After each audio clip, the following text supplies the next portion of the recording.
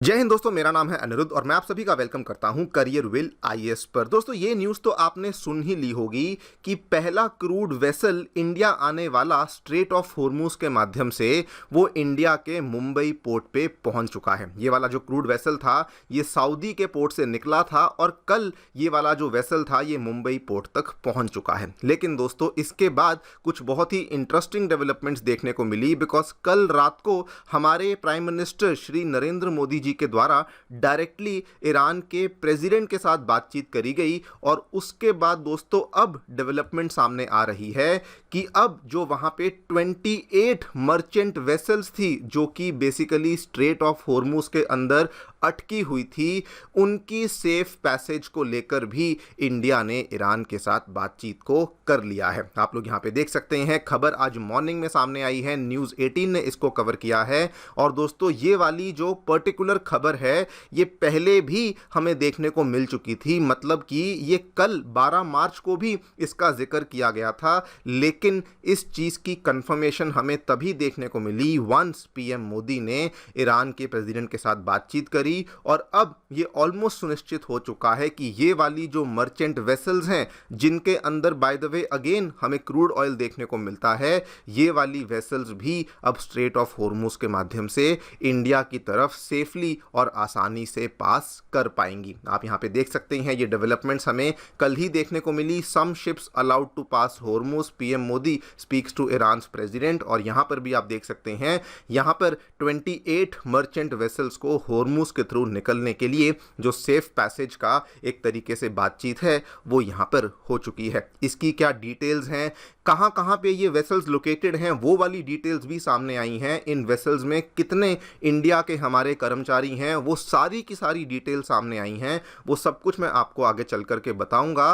And किस basis पे हम लोग ये कह रहे हैं कि ये वाली जो 28 वेसल्स हैं इसके अंदर कम से कम 42 मिलियन बैरल्स ऑफ ऑयल है, वो वाली कैलकुलेशन भी हम लोग आपके साथ करने वाले हैं। और कैसे ये इंडियन डिप्लोमेसी का एक बहुत ही बड़ी जीत है उसके बारे में चर्चा भी करेंगे। लेकिन दोस्तों, साथ में एक और रिलेटेड न्यूज़ जो कि देखने को मिली है, अभी तक पिछले 2-3 दिनों से मैं बार बार इस चीज़ को कह रहा था कि इस पूरे के पूरे ऑयल क्राइसिस में जो सबसे बड़ा विजेता है वो कोई और नहीं बल्कि वो रूस होने वाला है। और अब दोस्तों, इस चीज़ को किसी और ने नहीं बल्कि वेस्टर्न मीडिया के जाने माने अखबार फाइनेंशियल टाइम्स ने इस चीज़ को कंफर्म किया है कि minimum to minimum Russia daily basis पे $150 मिलियन डेली बेसिस पे एक्स्ट्रा रेवेन्यू कमा रहा है from the surging oil prices. और इसी आर्टिकल की मैं आगे चल करके सभी डिटेल्स आपके साथ शेयर करूंगा। लेकिन इन्होंने बताया है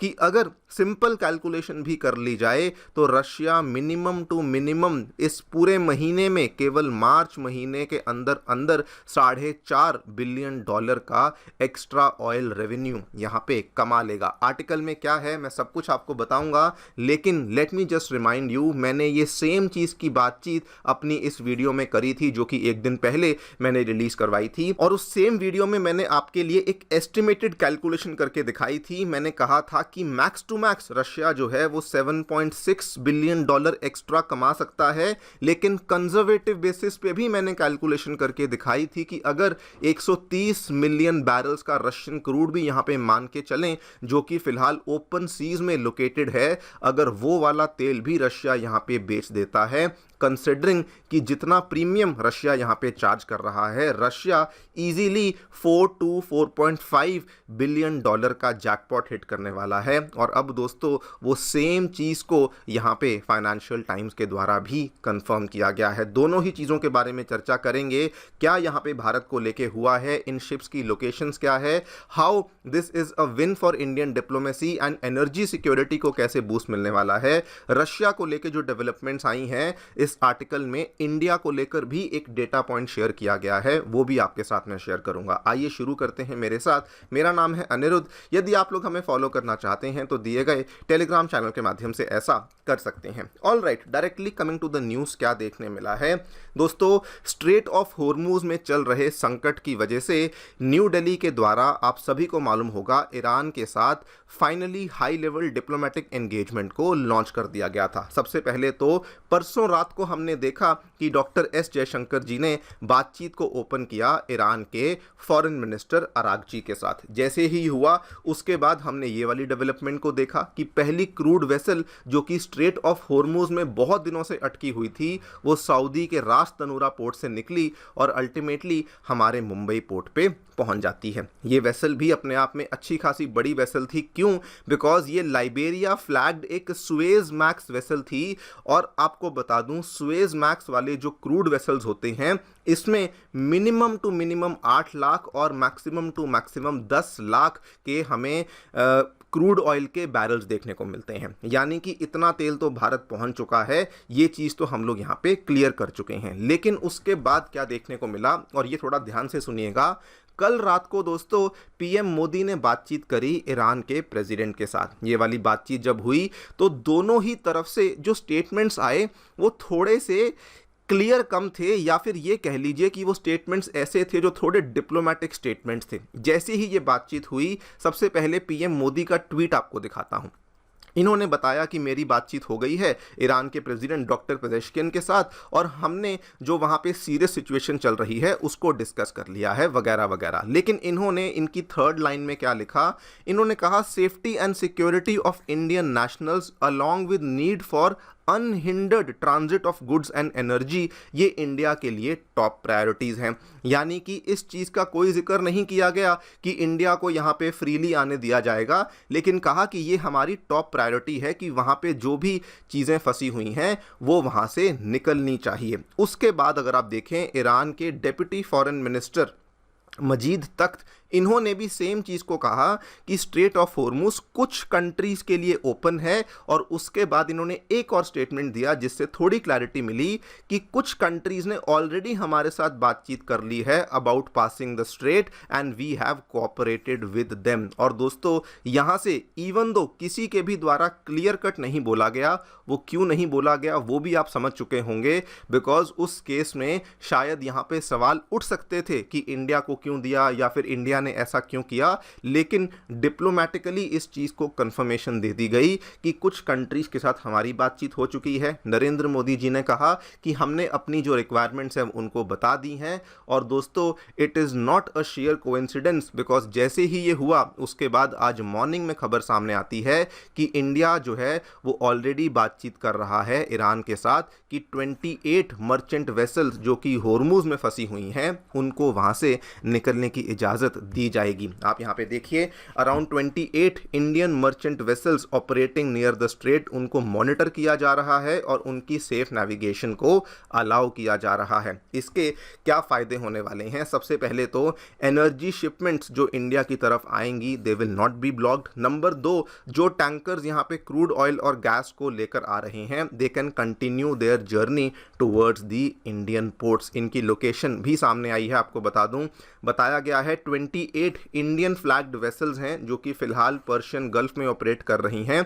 इसमें से 24 शिप्स ऐसी हैं जो कि स्ट्रेट के वेस्ट में हैं और 4 शिप्स ऐसी हैं जो कि स्ट्रेट के ईस्ट में देखने को मिलती हैं। टोटल इसमें यह भी बताया गया है कि ये वाली जो 24 शिप्स हैं इसके अंदर 677 इंडियन सीफरेयर्स आपको देखने को मिलते हैं और ये वाली जो 4 शिप्स हैं इसके अंदर आपको 101 Indian crew members on board देखने को मिलते हैं। यानी कि इन सभी लोगों को मॉनिटर किया जा रहा है, इनकी लोकेशंस को मॉनिटर किया जा रहा है और उस बेसिस पे ईरान के साथ बातचीत भी करी जा रही है। अब इसका इंडिया के लिए मायने क्या है, फायदे क्या हैं? मायने बड़े क्लियर हैं कि कम से कम 28 वेसल्स ऐसी हैं जो कि इंडिया पहुंच जाएंगी। ऑयल शिपमेंट्स पे किसी प्रकार की प्रॉब्लम नहीं आने वाली है एंड इंडिया आगे चल कर के भी इवन दो ग्लोबल लेवल पे डिसरप्शन चल रहा है बट हम लोग स्टेडी फ्यूल सप्लाई को मेंटेन कर पाएंगे। नाउ अगर मैं इसके नंबर्स की कैलकुलेशन करूं, देखिए आम तौर पे जो पर्शियन गल्फ के रास्ते से आने वाले टैंकर्स होते हैं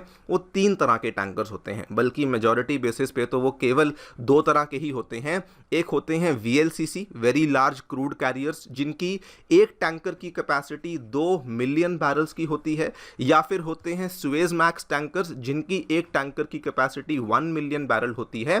कभी कभी एफ्रामैक्स टैंकर्स होते हैं जिनकी कैपेसिटी 7 लाख बैरल्स होती है, लेकिन मैक्सिमम जो इंडिया की तरफ शिपमेंट्स आती हैं वो वेरी लार्ज क्रूड कैरियर्स की ही आती हैं। क्यों? बिकॉज उसमें तेल को लोड करना, तेल को ट्रांसपोर्ट करना, अनलोड करना सबसे ज़्यादा सस्ता देखने को मिलता है। अब इस बेसिस पे एक अप्रॉक्सीमेट और एस्टिमेटेड कैलकुलेशन आपको बताता हूं। अगर वो 28 की 28 वेसल्स जो हैं वो VLCCs होंगी तो उस केस में 56 मिलियन बैरल जो ऑयल है वो इंडिया आएगा। लेकिन obviously this is something which is too good to be true and this is something जो कि शायद पॉसिबल ना भी हो। मान के चलते हैं कि उसमें से आधे वेसल्स जो हैं वो सुएज मैक्स हैं, आधे वेसल्स जो हैं वो VLCC हैं। उस केस में एवरेज 1.5 मिलियन बैरल जो है पर टैंकर आपको देखने को मिलेगा, यानी कि मोटे तौर पे 42 मिलियन बैरल्स के आसपास का ऑयल है जो कि अब फाइनली इंडिया पहुंच जाएगा। अब दोस्तों ये अगेन अपने आप में बहुत बड़ा नंबर बन जाता है, बिकॉज जहाँ पे बिल्कुल भी ऑयल नहीं आ रहा था, जहाँ पे स्ट्रेट ऑफ हॉर्मुज से ऑयल का ट्रांजिट हो ही नहीं रहा था, वहाँ से अब हम लोग 42 मिलियन बैरल्स ऑफ ऑयल को एवरेज बेसिस पे रिसीव करने वाले हैं। ये अपने आप में बहुत बड़ी जीत है इंडिया की एनर्जी सिक्योरिटी के लिए एंड ऑब्वियसली ये इस चीज़ का भी टेस्टामेंट है कि इंडिया की जो डिप्लोमेसी है वो अभी भी शानदार तरीके से काम करती है। खैर, जो दूसरी खबर यहाँ पे सामने आई है रशिया को लेकर, जो दोस्तों हम लोग अभी तक मल्टीपल एस्टिमेट्स की बात कर रहे थे कि रशिया बहुत बड़ा विजेता होने वाला है, रशिया बहुत बड़ा प्रॉफिट कमाने वाला है,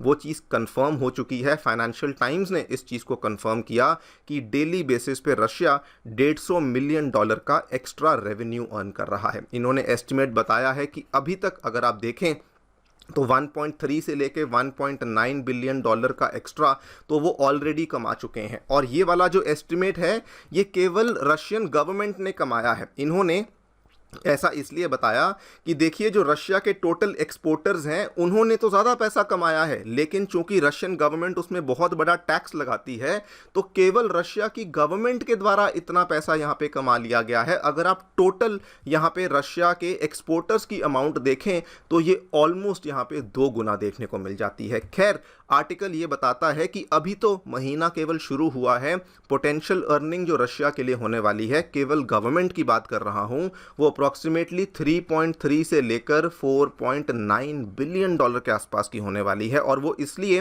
बिकॉज जो रशिया जस्ट आज से 12 दिन पहले $52 के बैरल के हिसाब से तेल को बेच रहा था, आज वही वाला रशिया उसी तेल को $80 या फिर कभी कभार उससे भी ऊपर के दाम पे बेच रहा है। और ये कहते हैं कि ये कैलकुलेशन और भी ज़्यादा बढ़ सकती है, बिकॉज इन्होंने बोला कि जब जब $10 का इंक्रीज आता है एवरेज मंथली प्राइस पर बैरल में तो रशिया सीधा $2.8 बिलियन एक्स्ट्रा कमाता है, जिसमें से रशियन गवर्नमेंट सीधा $1.6 बिलियन एक्स्ट्रा कमाती है। मतलब कि एक्सपोर्टर्स की भी यहाँ पे बहुत बड़ा प्रॉफिट होता है और रशियन गवर्नमेंट को भी यहाँ पे बहुत बड़ा प्रॉफिट होता है। अगर $10 के हिसाब से भी एवरेज मंथली प्राइस में हमें कच्चे तेल के दाम में उछाल देखने को मिलता है। और इसीलिए ये कह रहे हैं कि this is a windfall for Russia, because फरवरी में जो उनकी हालत थी बहुत खराब चल रही थी, उनको लग रहा था कि उनका ये साल बहुत ही खराब जाएगा, लेकिन अभी उनका जो यहाँ पे कंप्लीट कंडीशन है वो चेंज हो चुकी है और वो लोग अब प्रॉफिट नहीं बल्कि विंडफॉल प्रॉफिट को कमा रहे हैं। आर्टिकल ने यहाँ पर यह भी बताया और इस चीज का भी जिक्र मैं पहले कर चुका हूं दोस्तों, इन्होंने बताया कि इंडिया जाने वाला जो रशियन क्रूड ऑयल है जो कि पिछले महीने $1 मिलियन बैरल्स पर डे पे था, जो कि इस महीने की शुरुआत में 1.5 मिलियन बैरल्स पर डे पे है। इनका ये कहना है कि इसी महीने के अंदर अंदर ये लोग इतना तेल खरीदेंगे कि इनका जो एवरेज है ये 2 मिलियन बैरल्स पर डे पे जा सकता है। ये यहाँ पे केपलर के एनालिस्ट हैं सुमित रिटोलिया, उनके द्वारा इस चीज़ का जिक्र यहाँ पे किया गया है। ये सेम चीज़ का जिक्र मैंने अपनी पुरानी वीडियो में किया था। मैंने कहा था कि जो मई 2023 की हमारी पीक है 2 मिलियन बैरल्स पर डे की, हम लोग उस पीक को यहाँ पे रीच करेंगे और ब्रेक भी करेंगे। और यही चीज़ अब दोस्तों यहाँ पे एनालिस्ट के द्वारा भी प्रेडिक्ट करी जा रही है। ये तो जब होगा हमें मालूम पड़ ही जाएगा, कुछ ही दिनों बाद इनफैक्ट मालूम पड़ जाएगा, बिकॉज ऑर्डर्स ऑलरेडी हमारी जो रिफाइनरीज हैं वो लोग प्लेस कर देंगे। लेकिन दोस्तों ये भी अपने आप में एक बहुत ही ऐसी बड़ी सिचुएशन होने वाली है जो कि अभी तक हमने कभी भी विटनेस नहीं करी थी। खैर, सब बातों की एक बात, ये पूरा का पूरा एपिसोड इस चीज को शो करता है कि इंडियन डिप्लोमेसी की स्ट्रेंथ कितनी है। आज की डेट में नॉन अलाइनमेंट कह लीजिए, स्ट्रेटेजिक न्यूट्रलिटी कह लीजिए, इंडिया दोस्तों सभी कंट्रीज के साथ वर्किंग रिलेशंस को रखता है। ईरान हुआ, रशिया हुआ, यूएसए हुआ, गल्फ कंट्रीज हुआ, और इसीलिए जब क्राइसिस का टाइम आता है तो इंडिया आसानी से सभी साइड्स के साथ बातचीत कर पाता है। और वो भी ऐसा नहीं कि छोटी मोटी हम लोग बातचीत, जी नहीं, फॉरेन मिनिस्टर लेवल की बातचीत, president to prime minister level की बातचीत है जो कि डायरेक्टली हो जाती है। और ये चीज़ इस चीज़ का टेस्टमेंट है कि हमारी जो इंडियन डिप्लोमेसी है उसकी स्ट्रेंथ कितनी है। खैर, जो भी होगा आपके सामने पेश करेंगे। फिलहाल के लिए इतना ही। Thank you so much for listening. Stay tuned and